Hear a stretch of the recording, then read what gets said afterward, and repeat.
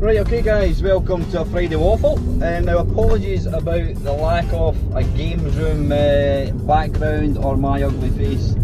As you can see, I'm out and about, I'm driving today, and I thought I may as well just make use of the time when I'm driving to record a waffle. I'm actually away, by the time you're watching this, I will probably be, hopefully, I'll be on the way to driving down to Sunderland. I'm going to Nerg on Saturday. Now, as I mentioned in last week's waffle, I'm going to be tying up with one of my viewer friends, Neil Mark 2 he is. Neil very kindly, I met up with Neil a couple of weeks ago, and he very kindly offered myself, my girlfriend and my mate a bed for the night on Friday night. So it means if we don't have a long drive and then there, it means we can drive down on the Friday night, stay over and then go in there on the Saturday. So I'm really looking forward to it. It should be good. Like I says, I've never been to any other sort of retro. I hate calling them retro. I really detest that, but you know what? That's what people know them as. I don't call it retro. You don't talk about retro films, so why would you talk about retro games? It's just games.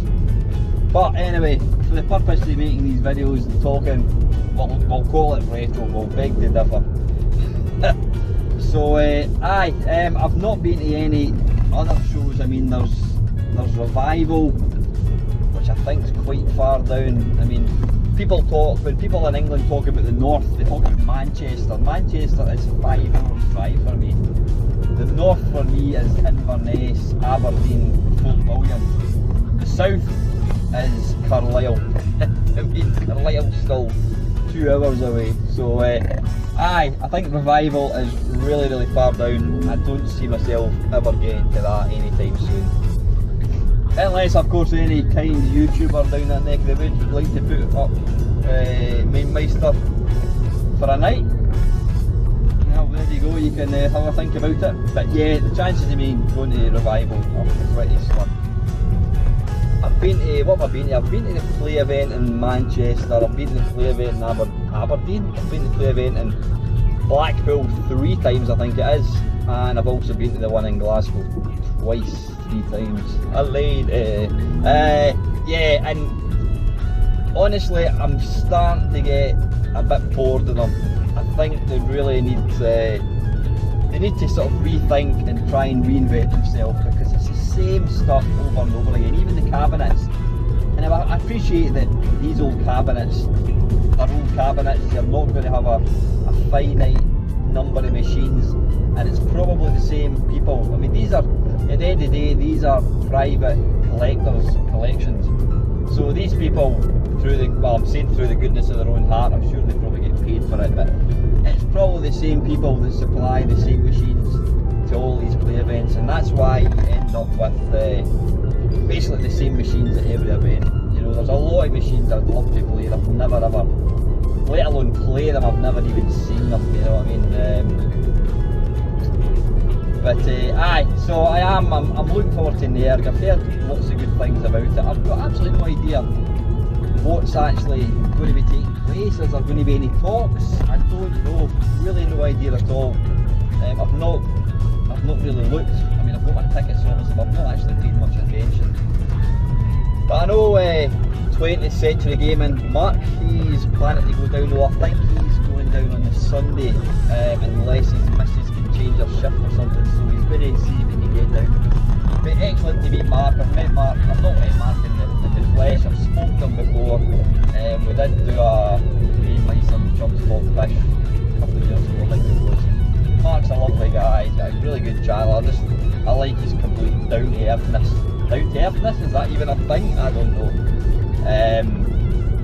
Looking forward to seeing him, looking forward to seeing Neil again. Like I said, my mate Paul Moz is going, and as I said last week, if you are going on the Saturday, look out for me. If you happen to see me, please come up and say hello. It's always, to me, these things, it's always the people that really make the events. Getting a chance to talk to people and basically meet people who you've maybe spoke to on the internet, or maybe not even spoke to. I mean, I've had people in the past come up to me and, you know, they'll say they watch my channel. It's always, it's you know what, it's always amazing when somebody, a complete stranger to me, comes up and says, I love your channel. I mean, I was mentioning last week's main kind of subject was just how friendly YouTube can be, what a powerful tool it can be. You know, you make friends. I mean, the money that we've been given for Little Learn buggy's been absolutely awesome. But one of the guys, Andrew Clegg, I mentioned him last week, he contacted me, he says, look, would you like me to fit a spinner to your Jaguar controller? And basically, when Jeff Minter released the Jaguar, when he released the Tempest 2000 on the Jaguar, there was talk of having a spinner controller. So there was an option put into the game, but then subsequently the spinner controller was never released, so that option was never used. But it's still there. Apparently you've got to press a couple of buttons on two controllers to unlock it. But this, once you do that, it means you can then play Tempest with a spinner, which is how it should be played. Now Andrew contacted me and he says, I know you've got a Jaguar, would you like me to fit a spinner free of charge? Now, absolutely, I jumped at it. I mean, I have seen it in the past. I don't know, I'm guessing it's not particularly cheap to do, but you know what, I wasn't going to say no to Andrew's kind offer. So Andrew has, I've sent my controller away, he's now got it, he's modded it, and he told me that he's given it to a mate to kind of test, to make sure it's working properly. And I said to Andrew, I says, thank you so much for the kind gesture. Please let me know how much the postage is going to be so I can get the cash across to you. And he replied, you're not paying for it, mate. He says, me and my mate watch your channel, and this is a thank you for you entertaining us. So, you know what? Thank you very much, Andrew. I'm not going to turn that down. I mean, I don't do Patreon or that, but you know what?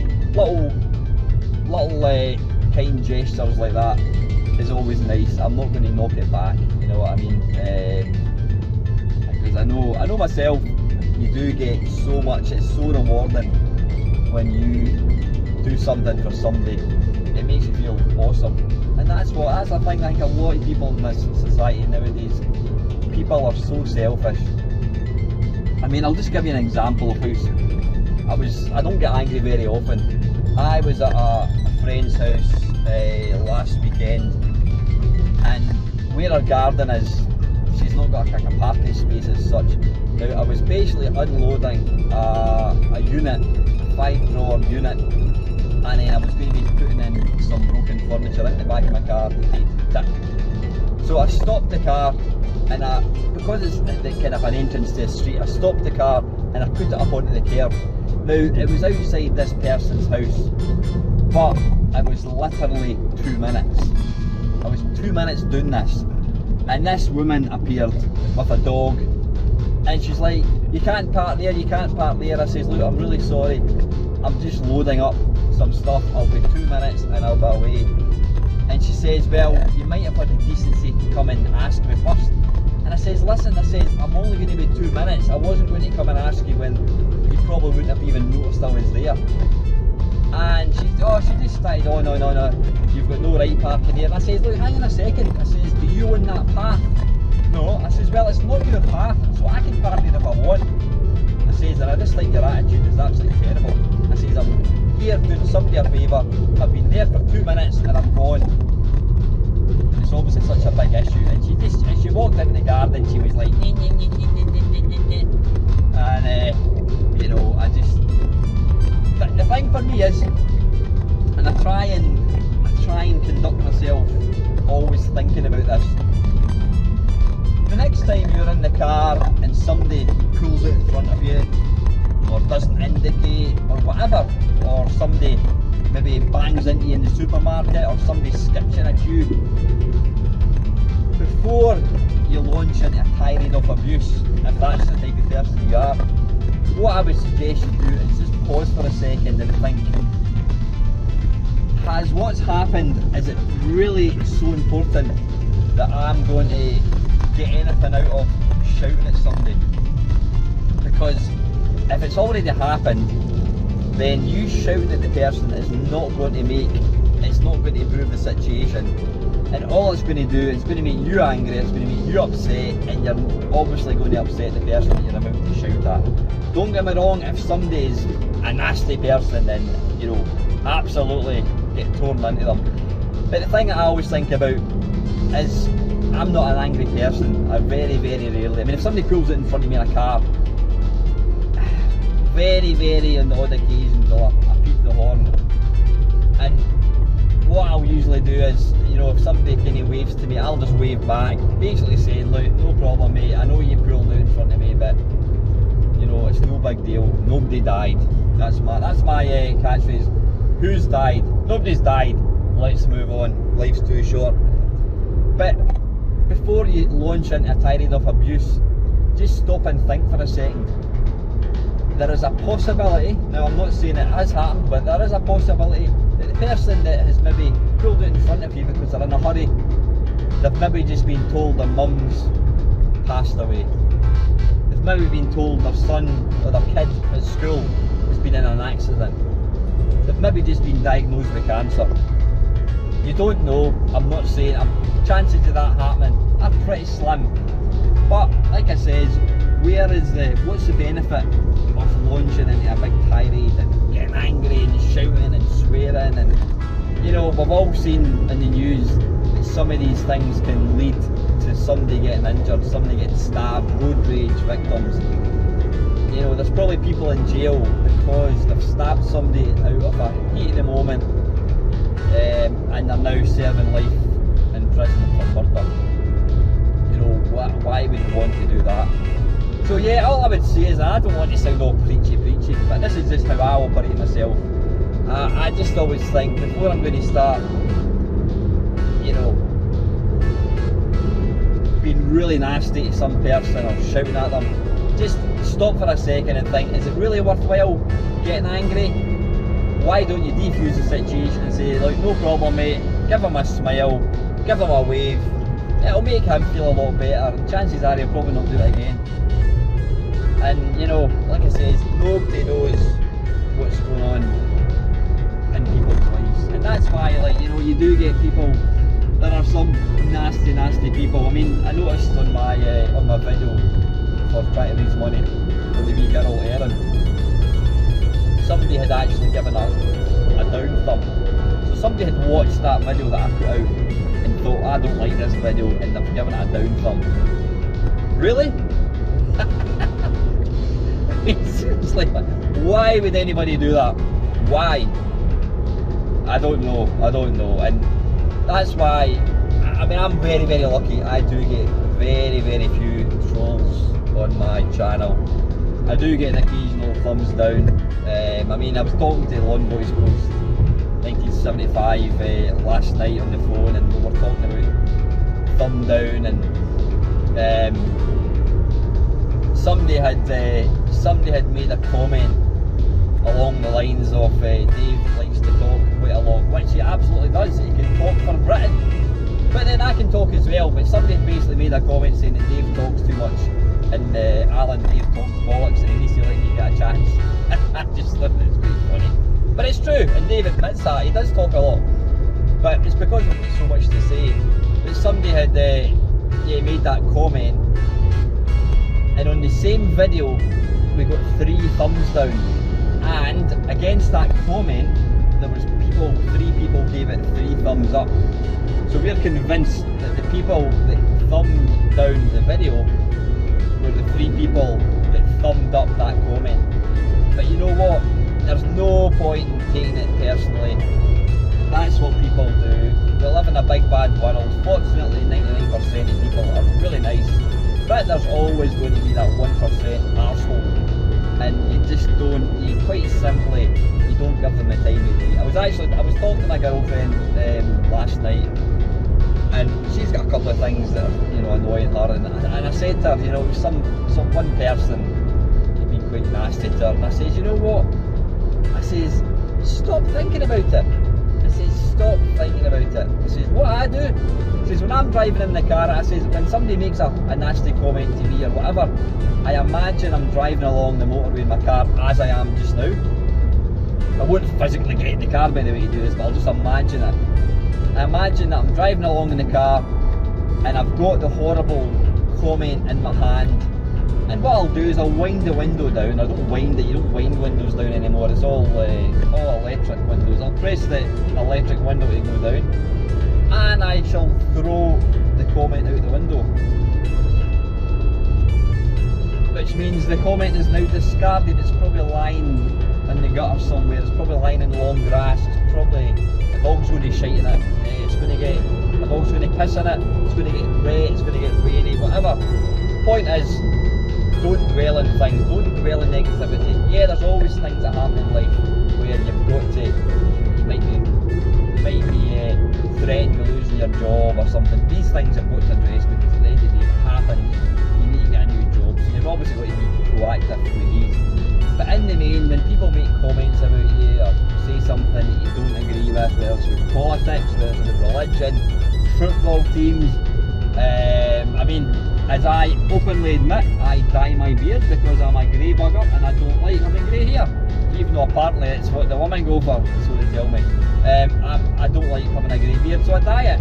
And I've had a few people have tried to kind of make a comment, oh, I bet you dye your beard. And I went, yeah, I do.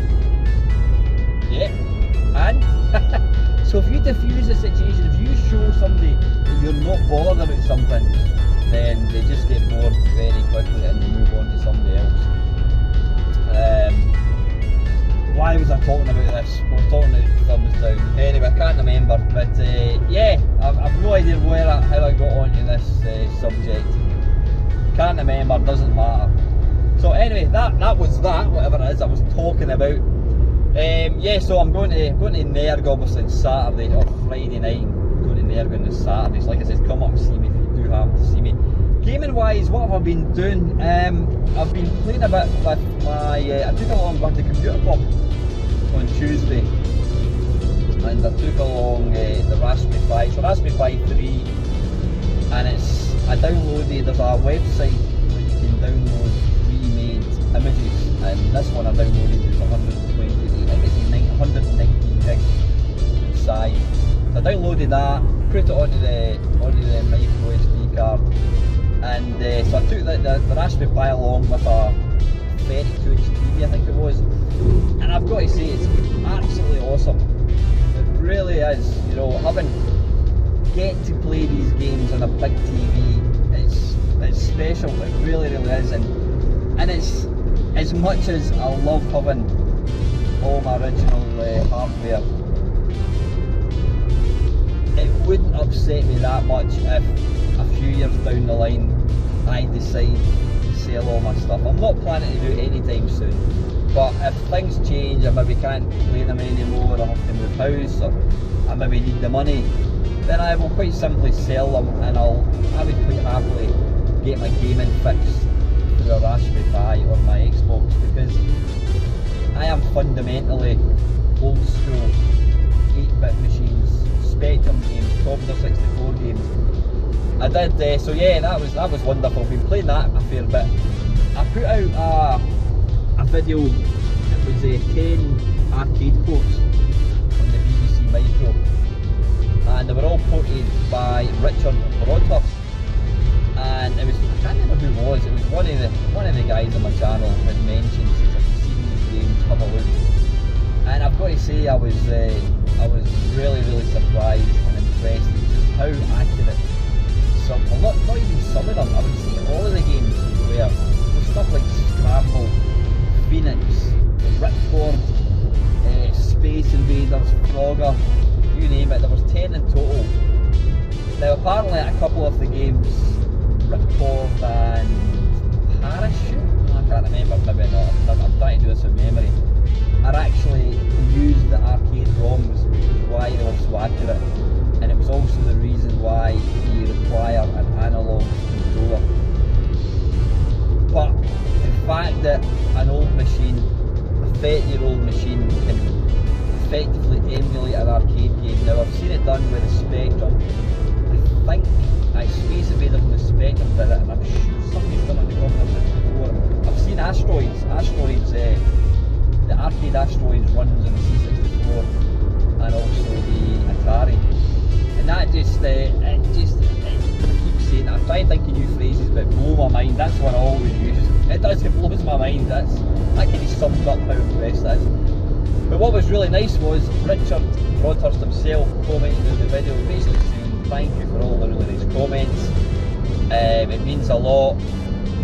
And I had said in the video that if Richard would like to come onto my channel and we can do a chat, and believe me, it's only, I would love to have him on.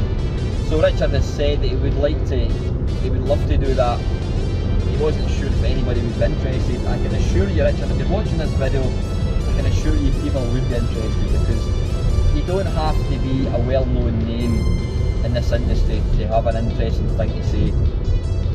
You know, we've all got a voice, and I would love to hear how you go about creating a port as authentic as you've actually done. You know, how you would even begin to emulate an arcade machine on a machine that's got 32K memory.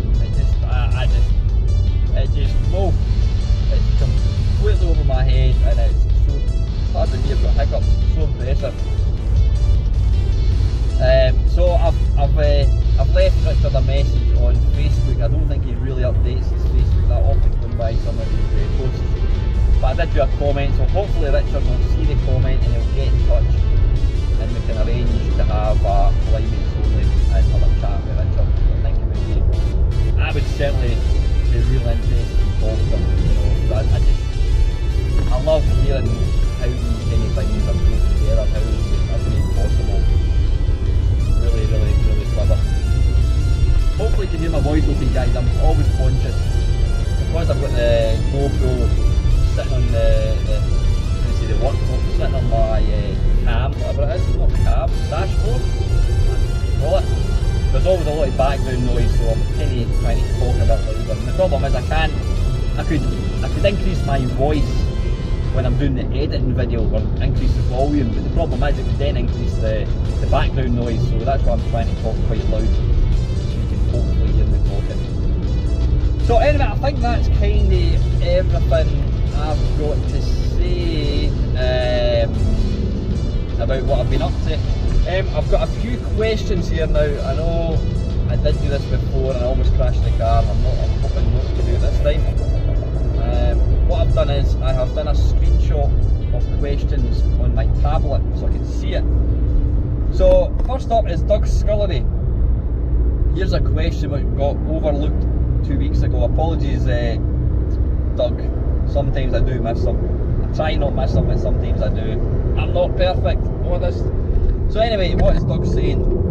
What do you remember as the wackiest freebies and accessories which came with video games over the years? Lone Boys Post 1975 mentioned a miniature surfboard controller, which was a keyboard overlay for a Spectrum surfing game. I think I remember that. Was there any favourite of your own?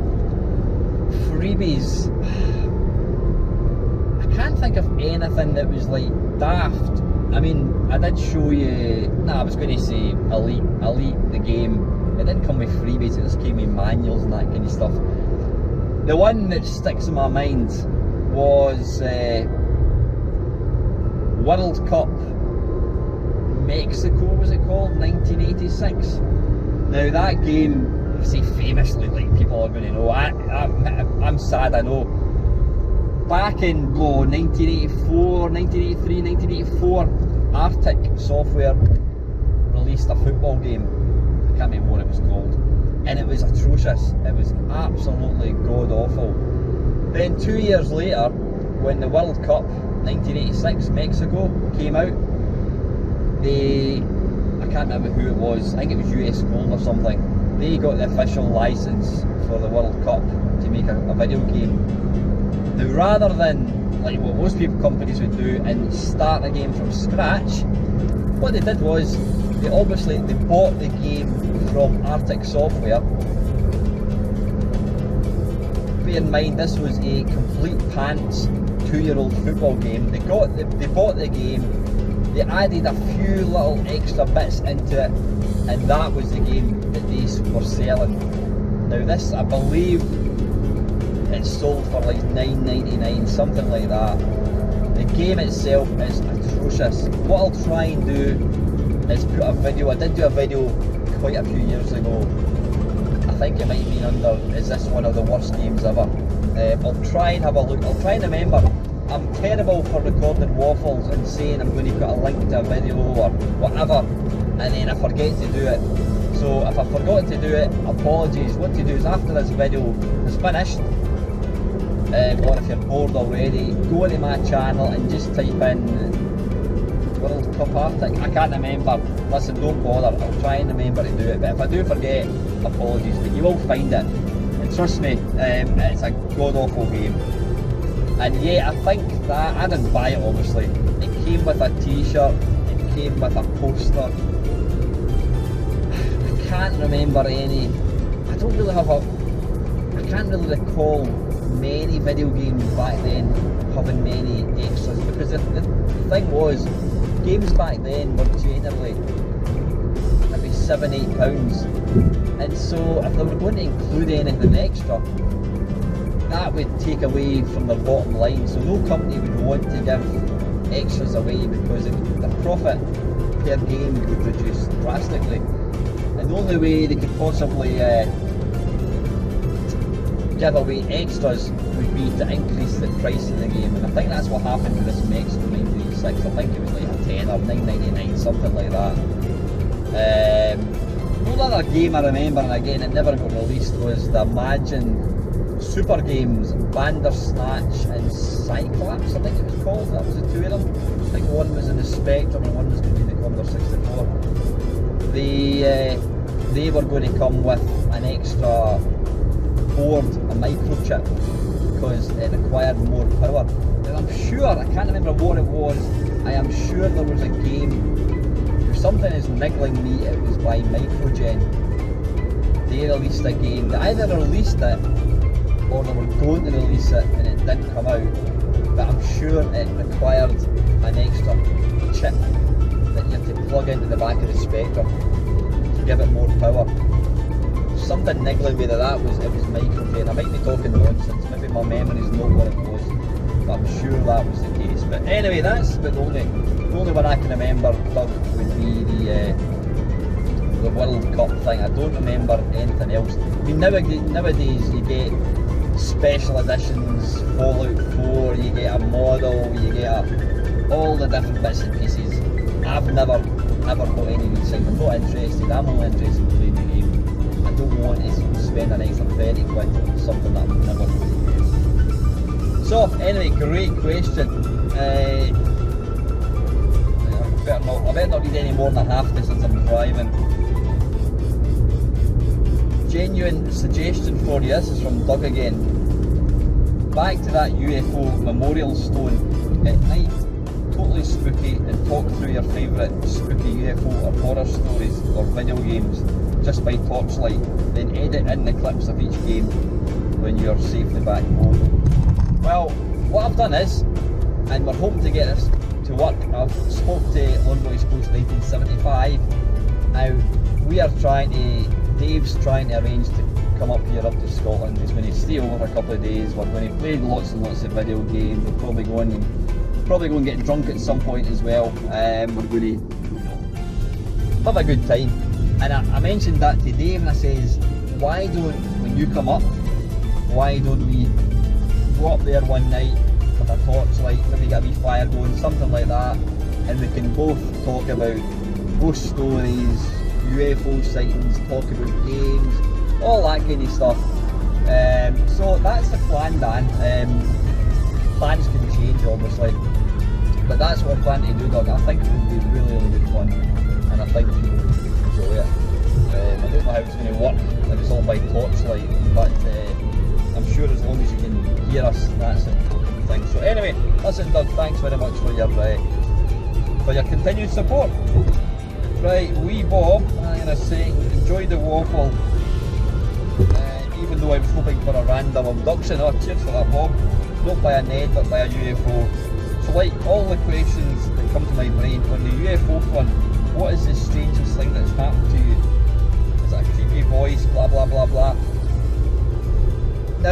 you know what, Bob?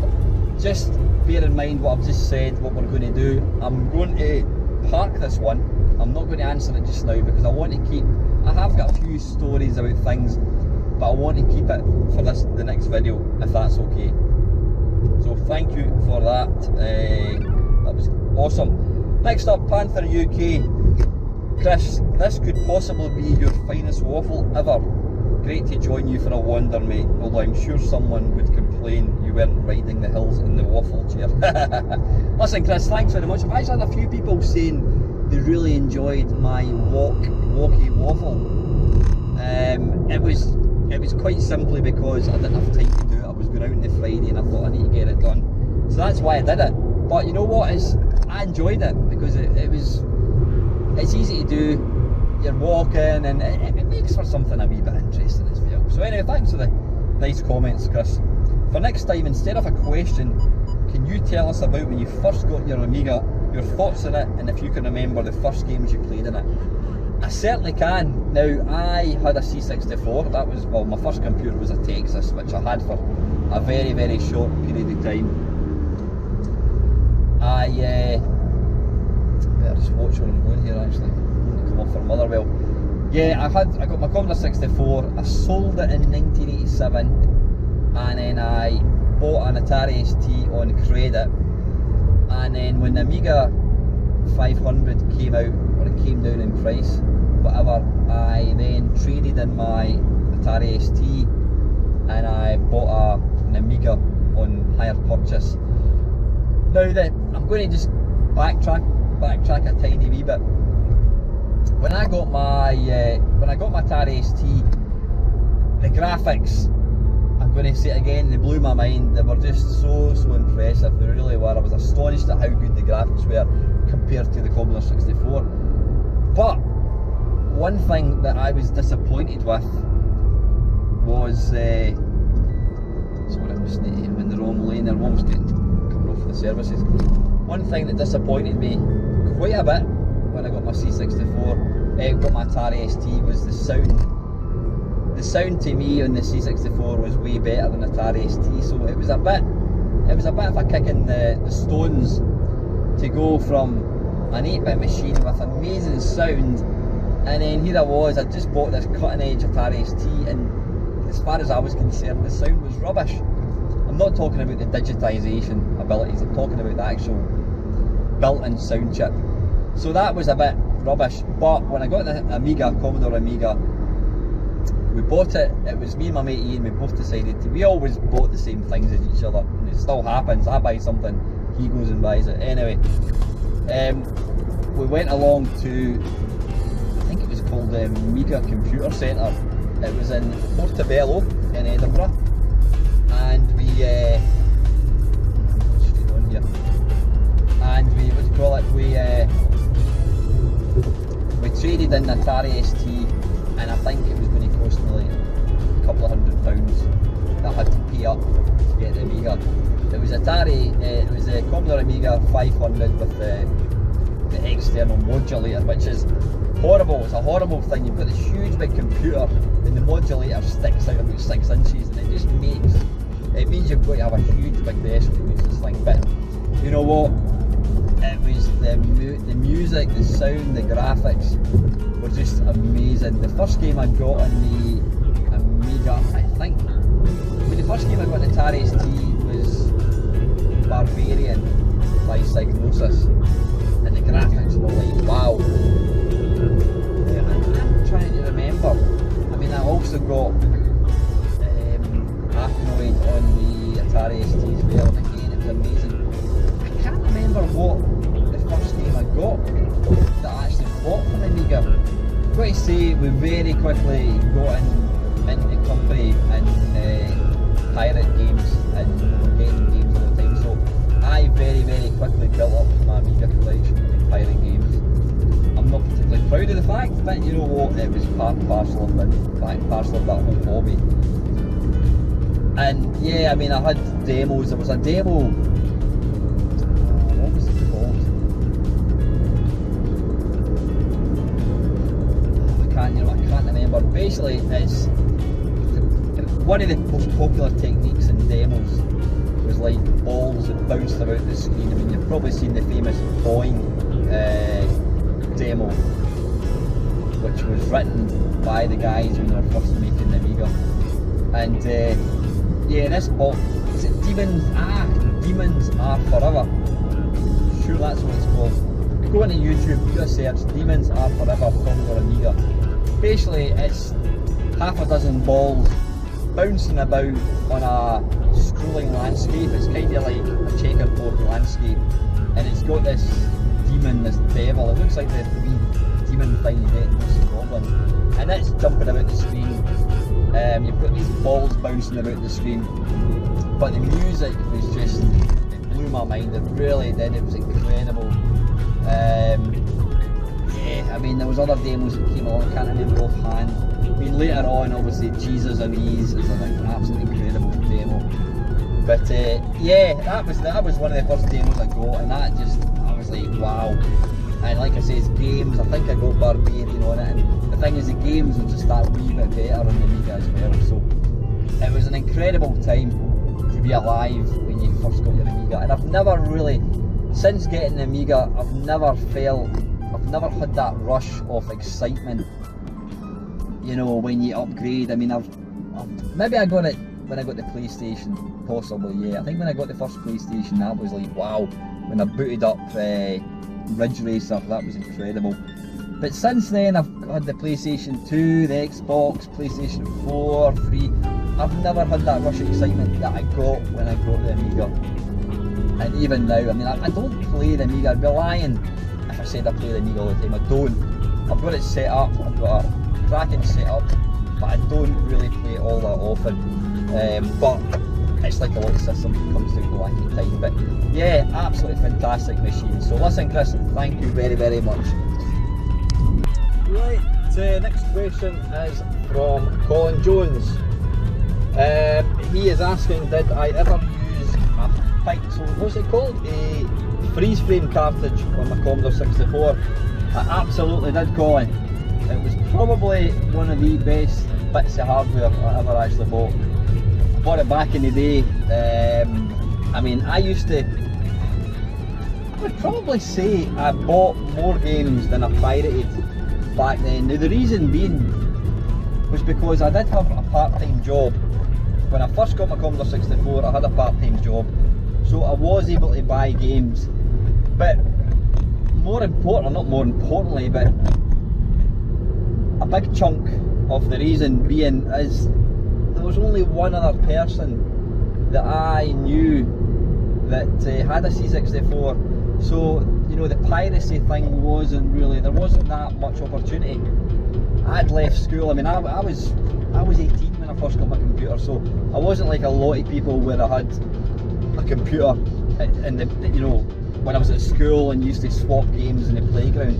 That was something that I never ever did. So yeah, I used to buy a lot of games. I mean, generally I used to get Zap magazine, look to see what the best games were, and I would go up to the old computer shop in Livingston, buy a computer game. And then when I started working full time, I mean, I was only working part time initially. I was getting maybe, I don't know, £12–15 a week, something like that. But then I started working full time in October 1985. In fact, it was the 28th of October 1985. It's funny how you can, I can't remember what, if I meet somebody in the street or whatever, you know, when they tell me their name, I'll forget their name within 5 minutes. Yeah, I can remember the date. I started working. So yeah, I was working full time, so I had money. I did have disposable income. I wasn't on a big salary. I mean, I was on, again, I can remember my starting salary was £2,448. That was the first salary I went on. 2,448. That was for a year. So I was on something like, it was about 100, I think it was maybe almost £200 a month. And then I used to have to give my mum a chunk of that, so I didn't have a lot of money, but any money that I did have, it would go in computer games. So yeah, I did buy a freeze frame cartridge. It was great because it would basically mean you could load a game and then you press the button and it would basically save the game in memory. Whatever was in the memory, it would save that there was a snapshot that it would use. And yeah, it was great. And the thing is, I had a disc drive, I had the 1541 disc drive, and I believe, no, I don't think, no, the freeze frame wasn't a turbo loads cartridge, but in fact, you know what? No, I'm talking nonsense. The freeze frame, what it did was, it would allow you to either save the memory onto a tape, or you could save it on a disc. And what it would do is it would actually make up a compilation disc, so you could end up having maybe 5 games on one disc, which was fantastic. And there was like a menu, it would come up a menu, and there were also turbo load as well, so it would load them really quick. The only downside to the freeze frame cartridge was it was quite literally taking a snapshot of what was in the computer at that point. So if you started it mid-game, when you loaded it up, it would start mid-game. It also meant that you couldn't, it wouldn't work with multi-load games because it was just what was in the memory. But you know, most of the games, to be fair, there weren't many. Maybe some of the later games, utilised, you know, not turbo loading or multi-load. Some of the later sort of arcade conversions that Ocean brought out, you know, they were multi-load. But I had kind of moved across to the Atari ST and Commodore Amiga at that point. But the freeze frame was brilliant, you know, it absolutely simplified copying. And the thing was, I used to use it, I would buy games, I would load it up, and then I would save it to disk. So I was basically making a backup of my own disk, you know, but yeah, absolutely wonderful thing. So anyway, listen, thanks Colin for a nice question. Next one, let's have a quick look. I'm also trying to drive and having a look. Kim Walker, question for your next Waffle, sir. My top Commodore 64 and Amiga games I played were EOS by EA, don't even know what that stands for, and Dungeon Master by FTL. Have you played either game and what are your thoughts? EOS? Honestly, I don't know what that is. I was going to say Eye of the Beholder, but I'm assuming it's not, because Eye of the Beholder was a game that was inspired by Dungeon Master.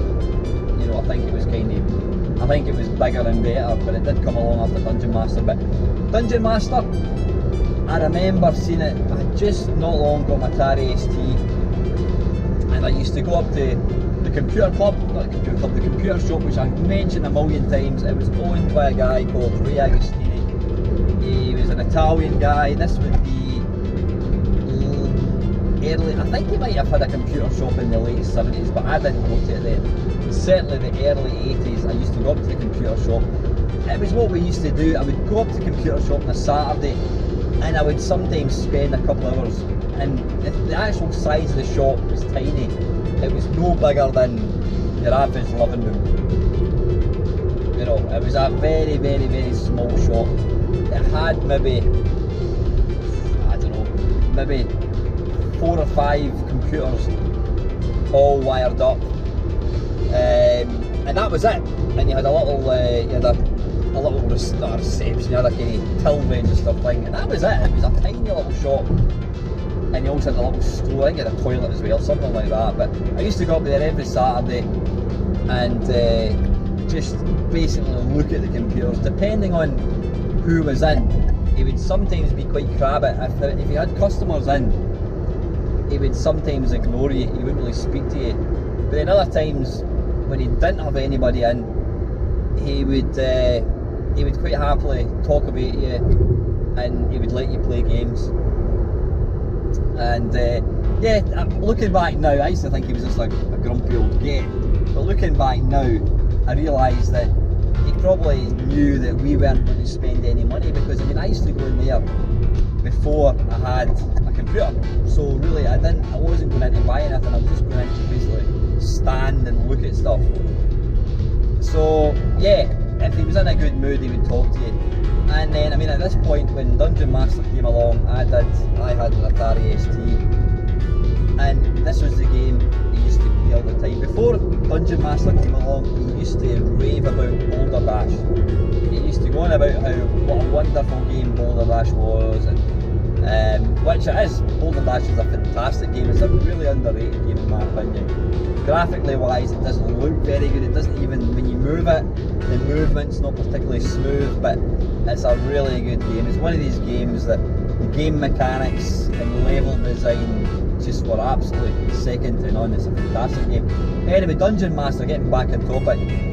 Yeah, you know what Dungeon Master is. It was before Dungeon Master came along. Now, apologies if there was a game that maybe came out before Dungeon Master that was the same thing, but Dungeon Master to me was the first one that did this. And basically, it was kind of like a 3D adventure game. Before that came along, adventures were either text only, or if you're lucky you would get text with graphics, but the graphics were just like a picture. You couldn't interact with them.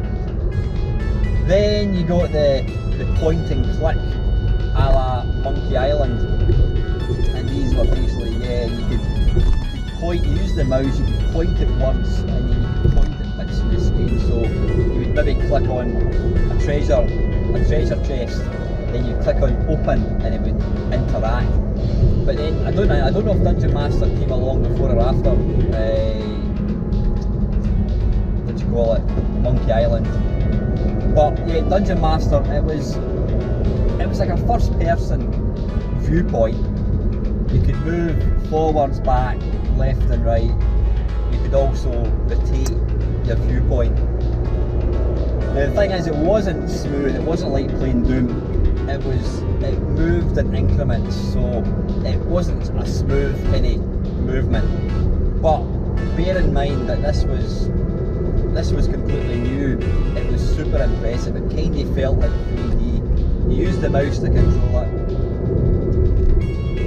If you saw like an apple on the ground, you would click on the apple, and then down below the screen, where you actually had the sort of like the view you could see through your eyes, below that you would have, I think it was 4 characters, and in each character you could see what they had in each hand, whether they were carrying stuff, whether they were armed with a sword or a shield or whatever.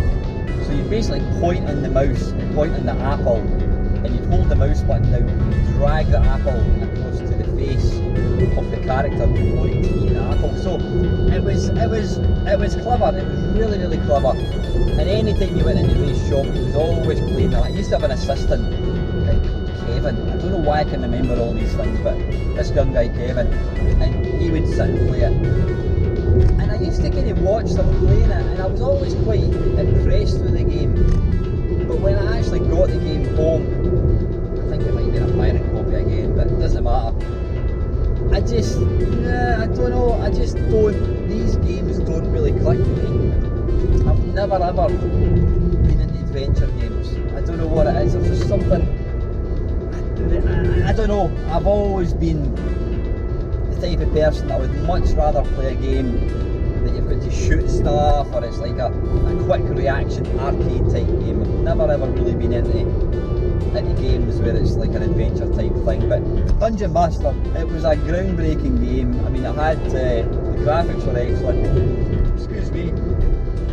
Graphics were really good. What really set it apart for me was the sound effects were all sampled. So, you know, the sound of the really iconic sound is when you first start the game, you get the creaking of the doors, kind of getting pulled open, and it's like the sound of the chain getting dragged along the ground as these things open. So it had sampled sound, and it was very, very impressive. It just wasn't a game that I was particularly into at all, but I used to look at it and think, that is impressive, but it wasn't something that I really wanted to do. But anyway, listen, Kim, I hope that answers your question, and thanks for taking time to ask me one. And last one here I've got is Doug's Scullery. Now, wait a minute, I'm just thinking, I've not seen one from Kevin down the rabbit hole. Maybe. What I'll do is when I get parked up, I'll have a look and I'll see if I can. I'm sure Kevin has asked me some questions, so it's not the last one, hopefully. Yeah, the last one is Field Channel. Well, we're talking about UFOs, etc, etc. No, not Field Channel, sorry, I'm away with it. I'm trying to drive and look at this at the same time. Sorry, Doug Scullery. He was saying that his favourite UFO yarn is the Solway Firth Spaceman. Now I'll see if I can put a picture of it. Basically, this is a picture of a young little girl. I think it was taken in the, I don't know, the 70s, going by the hairstyle, I think. Somebody's taken a photograph of a little girl, and behind her, over her left shoulder, is what looks like a spaceman wearing a spacesuit. Literally like a spaceman you get going to the moon. You know, the silver suit and the big sort of goldfish bowl helmet. Now, yeah, I've seen that picture quite a few times. Is there an explanation for it? Is it being made up? I mean, nowadays, if you put something like that on social media, people would just accuse you of photoshopping it. And it may well be. That's what's possibly. It might be all been photoshopped. I don't know what, if there's been any explanation. This seemed completely bizarre. Apparently when the photograph was taken, there was nothing behind the girl, which to me would kind of make you think, well, it's been added later on, because if you were taking a photograph and you saw a spaceman in the sky as close as this one would appear, I think you would know about it. So I don't know, but it's an interesting picture. Yeah, it's like all these UFO things, people will say, oh, it's been made up, you imagined it, whatever. But anyway, listen, what I'm going to do, hopefully I'm going to find Kevin's questions and I'll answer them then. So anyway, back in a tick. Right, finally I have found Kevin's questions down the rabbit hole. Let me just get around this roundabout before I try and read what he's saying. Right, okay, hi Alan, sorry for no questions last week, I was visiting family. However, on behalf of my nephew who loves sharks, can you recommend any video game that has got sharks in it? Yeah, there's a couple I can certainly think of. The first one, Kev, which is the most obvious, and it's Jaws. It was released on the, I don't know what generation you'd call it. I have no idea what generation you call it. It was released on the PlayStation 2 and the original Xbox. And it's exactly what it says in the tin. It's based on the film Jaws. But this is the twist. This is a sort of a twist in the plot. You're not trying to avoid the shark. You are the shark. You actually play the part of Bruce. If you don't know who Bruce is, then go and do your homework. Bruce was the nickname that the crew gave to the rubber shark that was used in Jaws. When you sneeze. Oh, excuse me. Yeah, Bruce. So he was, yeah, you play the part of Jaws, and the idea, when you sneeze again, dearie me, excuse me. Yeah, you can never only sneeze once, at least I can. Usually 2 or 3 at the most. What was I talking about? Aye, Jaws. The idea of the game is you've basically got to kill people by eating them. It starts off, you've got to you basically you ram into boats, and then once the people fall overboard, you think to eat them. But I think later on, you get to encounter, I think, whales, whatever it is, and they start to kill you. I mean, you get other sharks that'll come up to you and take your nibbles out of you, and that kind of depletes your energy. It's not an easy game. I've played it a few times. I mean, my daughter was obsessed with sharks. I think it's something that all kids go through, an obsession with sharks. Even now, many horror films are based around sharks. Yeah, the funny thing is, sharks by their very nature are not dangerous. Yeah, they're dangerous because they can kill you, but they're not actually aggressive. Even white sharks, it's been proven that white sharks are not aggressive, unless of course you were to maybe try and harm it, or of course if it gets a taste for blood, then it will just kill you. But you know, films like, apparently Jaws was responsible for a massive amount of sharks getting killed, which was really, really sad. I'm sure Peter Benchley, who wrote Jaws, never imagined that would be of that effect. I'm sure if that was the case, he probably wouldn't have written about it to begin with. But anyway, so you play the party, Jaws. Any other films up with sharks? I mean, there's your mobile games, Shark Attack or something, where again you play the part of the shark. I've seen sharks appear in numerous games, usually like a small bit part. I mean, I played a game in my Read and Walk video on let's call it Alligator Software. There's a game called Blagger Goes to Hollywood. It was the third Blagger game, and it's basically you play various scenes like Batman and Incredible Hulk, and there's also one based on Jaws. And when you go into the sort of Jaws set, you get the Jaws music playing, and you get a little dorsal fin that will obviously try and kill you.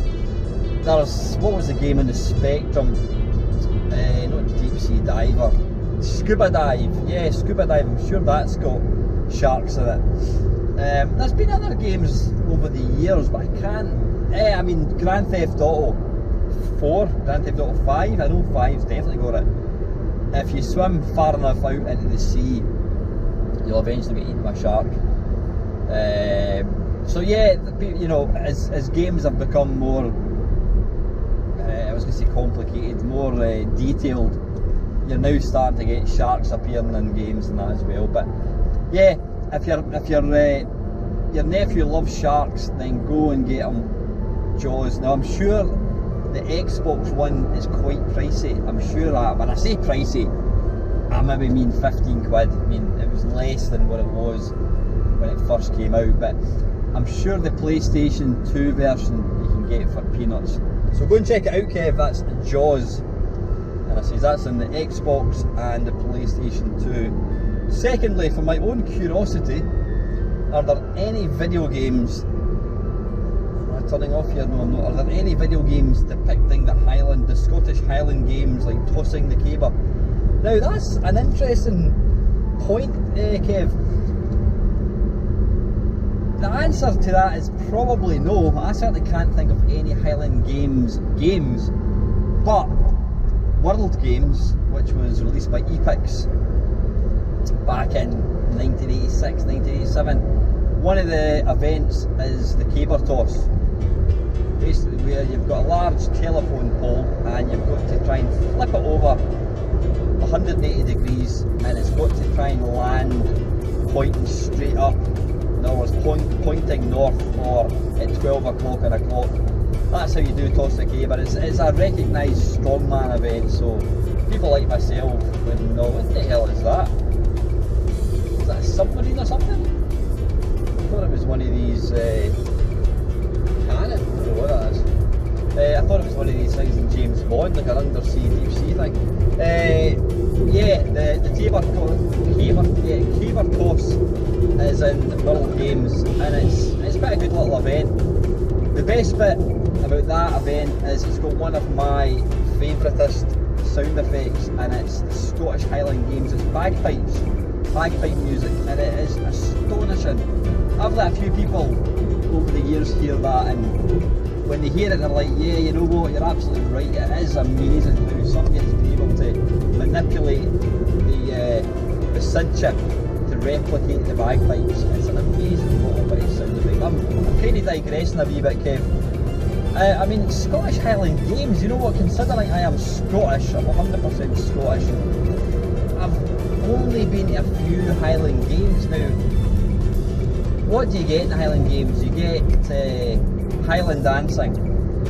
Now most people would think of that as a young girl jumping up and down above some crossed swords. Now that is, I think, based on where it originates from.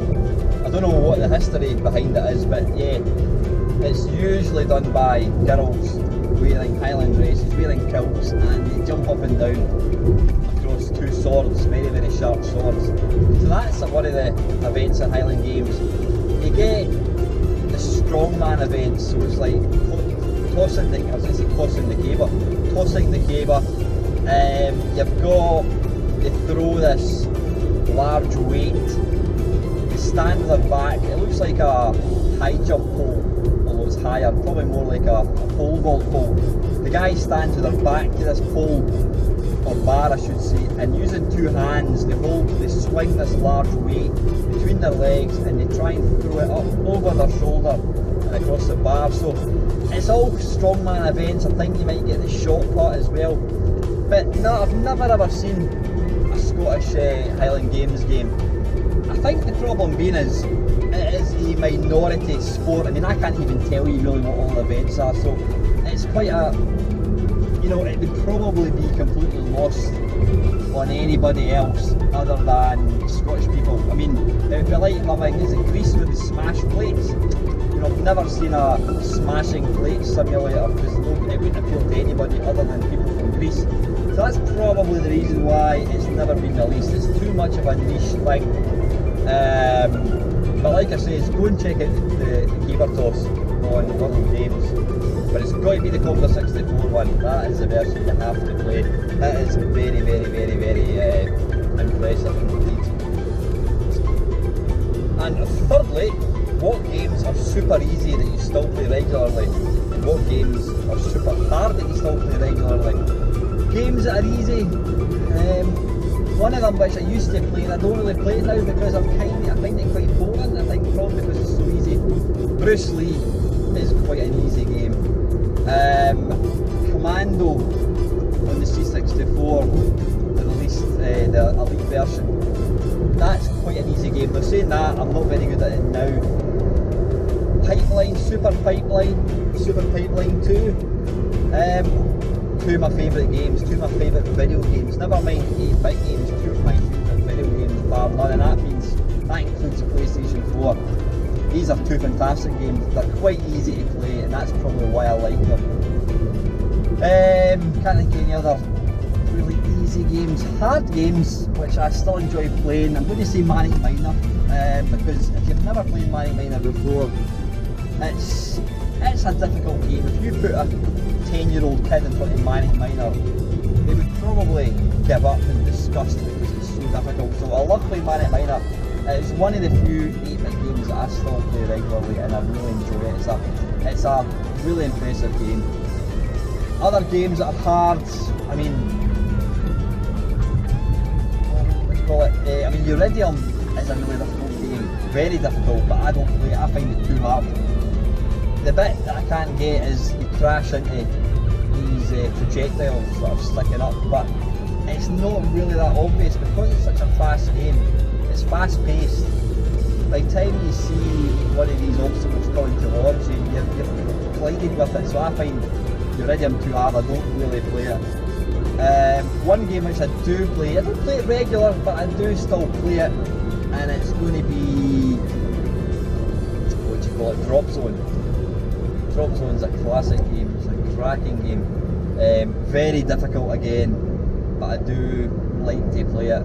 So these are probably, I can't think of any real easy or hard games that I play regularly on modern systems, but that would be my pick for hard and difficult games, Kev. And finally, have you ever been tempted to do more things online like Twitch streaming, but stopped yourself because you're maxed out? If so, how do you find a life-hobby balance? You know what, one of my mates commented, he says, why don't you, when you're doing your live streams, why don't you stream to Twitch? Now, you know what, I don't want to expand what I do. I'm quite happy playing a live stream when I've got my mates who I can talk to. I'm not trying to build a super duper YouTube channel. I'm never going to make any money. I've still never figured out how to get the money. I think I've got about 80 quid in my YouTube account, but I can't actually figure out how to take the money out. So yeah, I do this for a hobby. I'm not looking to try and build some massive channel. I don't have any preconceptions of having 100,000 subscribers. I mean, one thing that I don't do when I'm doing my video, I don't ever say please subscribe to the channel. Why? You know, if you like the channel, you're going to subscribe. You don't need me to ask. I'm going to leave that up to you guys. So I've not got any, like I said, I've not got any illusions of grandeur regards growing my channel. So as far as streaming to Twitch, nah, probably not, Kevin. Unless somebody was to come along and say, look, this is how easy it is. It's not something that would really bother me too much. And to answer the last part of your last question, what did you say it was? Life, hobby balance. Well, I'm back a few years ago when I was still married. I mean, I'm still technically married, but you know what I mean, when I was living with my wife and my daughter, then obviously you're sharing the house with people, so you've got to have a work, you've got to have a life hobby balance, because any hobby that becomes an obsession will eventually, I would imagine, lead to problems in a relationship. And now I'm fortunate that I don't think that my YouTube channel, or indeed my games playing hobby, was ever any part of my marriage breaking down. It was one of these things, it was done over such a long period of time. Me and my ex get on fantastically well, we really do, we're so lucky. You know, we get on, I wouldn't go as far as to say we're pals, we don't hang about together, but you know, for the sake of my daughter and me and my ex, we get on really well, which is fantastic. And I think she'd be the first to say that my hobby never interfered with our home life. But now that I'm single, yeah, I've got a girlfriend, but I mean I'm single. I'm not going to get married again. Right now I don't plan to move in with anybody. I like my life now. I like the fact that that I've got my own house. I can do what I want. I've got a lot of spare time.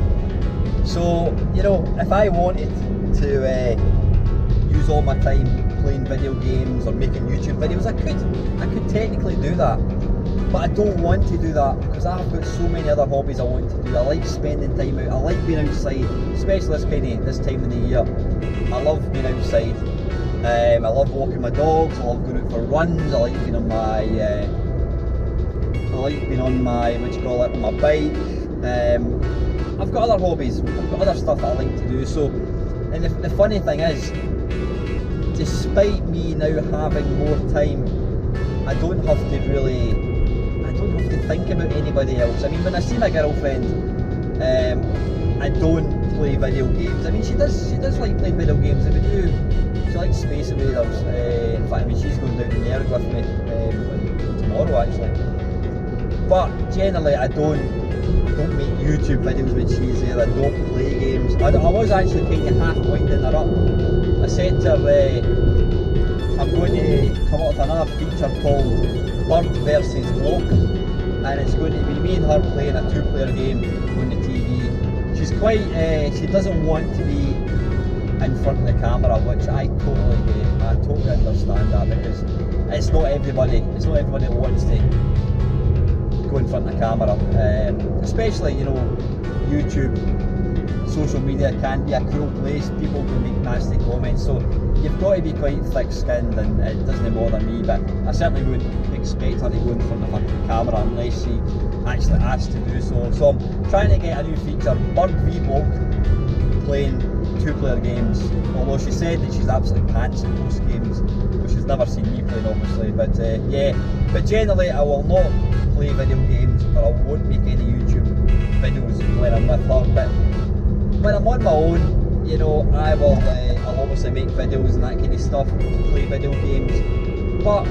I probably spend less time now on these two hobbies than I did when I was married. So go figure. I think possibly I used the hobby to maybe fill a gap in my relationship, possibly. You know what I mean? I think quite a few people would probably relate to that. But I would definitely say, yeah, you've got to be, if you're in a relationship, if you're married, if you live with somebody, you know, whoever it is, then you've all, and it's the same with any hobby, don't make it overkill, don't go overboard with it, because you could find one day you turn round and the person's gone because of the hobby. So don't do that. You know, I'm not trying to preach to anybody, but I do know there was a chap, what's he called, Luke Moss, he's still got a channel, who he put up a video on YouTube. I mean, he's got about 50,000 subscribers, an American guy. He put up a video maybe about 3-4 years ago, a very, very public video, and it was basically him having a meltdown. He was obsessed with video games. I mean, looking at his channel even now, I would say that he's still obsessed. I don't know whether he's married or I have no idea. I don't watch his channel on a regular basis. But his wife basically, his wife and his kid basically walked out and left him because of his hobby. And you know, the guy was distraught, as you would expect. But that's something that's a very, very real danger. Whether it's playing video games, whether it's going to football, whether it's going out running, whether it's watching TV, whether it's playing video games, making YouTube, any hobby at all, if you go overboard with it, then you can potentially run the risk of affecting the relationship. And you really, really don't want to do that. You know, you would hate yourself for that if you thought my hobby basically destroyed my life. You know, so don't do that. Anyway guys, listen, this video has been going on for, I don't know how long it's going to be, probably about an hour or something. So I do apologise for the length of it, said the actor to the bishop.